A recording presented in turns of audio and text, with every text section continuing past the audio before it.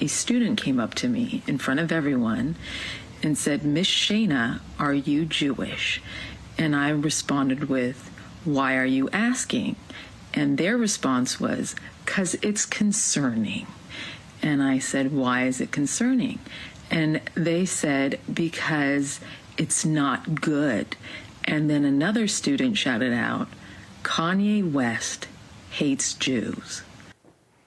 Off the top of the 9A and developing right now, mounting fallout for Kanye West over his anti-Semitic rants. Now, a music teacher says the rhetoric is reaching school children. We want to bring in local leader of DC's Jewish community, Deva Shub, to talk about the impact of Kanye's rhetoric in the last couple of weeks. Good morning to you, Deva. Thanks for joining us.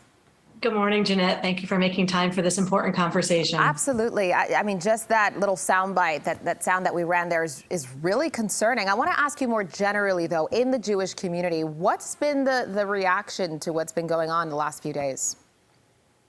The reaction is fear, anger, outrage, and on the flip side, a commitment to step up, stand out, to speak up, because if we tolerate hate speech of any kind, certainly anti-Semitism, it normalizes it. And there's no space for hate speech, for anti-Semitic rhetoric or actions. And as a community, we are committed to keeping our children and our community safe, and to standing up against anti-Semitism wherever it rears its nasty head.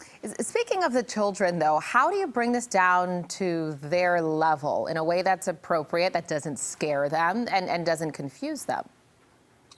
It's a great question. The answer is you don't start when the awful incidents happen. We need to be talking to our children about our values every day from their youngest moments. Actually, since my daughter was in kindergarten, I put her on the bus, and the three things I say to her is be kind, do good, learn lots. She's now 11. She's probably tired of me saying it. But when we hear hate speech, when we hear other students, when we hear superstars, celebrities, when we see graffiti that does something that is not in line with our values, she knows it and I know it. And I think you're right. We don't want to scare children. This isn't about making them wake up with nightmares, but this is about teaching them to be kind and to stand up against bullies, to tell a teacher when they hear something. Yeah. There's wonderful resources out there. There's a website called pjlibrary.org where they have a whole host of books that are age appropriate, where you can read with your children about this on any day of the week, not just when Kanye comes on the news. And we should add, this isn't just for Jewish children, children of color. Any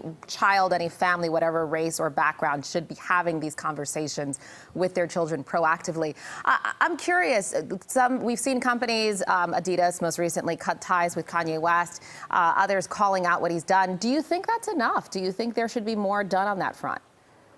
I think it's a great start. The fact is, you go back to the children piece. We want to have a good message for our children, and now we actually have one. We say that negative behaviors have negative consequences, and seriously negative behaviors have seriously negative consequences. Adidas, Gap, Foot Locker, JP Morgan Chase, his talent agency, his lawyer, this guy's been dropped left and right. He's losing his billionaire status, and that says a lot. At the same time, I'm heartened by the fact that good people come out and make strong statements in moments of hate. We have our local DC council member, Brooke Pinto, who has stood up unequivocally against anti-Semitism and in solidarity with the Jewish community. Yeah, and hopefully, as you said, this sparks and continues conversations at home and prevents this from happening over and over again. All right, local leader of DC's Jewish community, Deva Shub, appreciate your time this morning and insight. Thank you. Thank you for having me. Of course.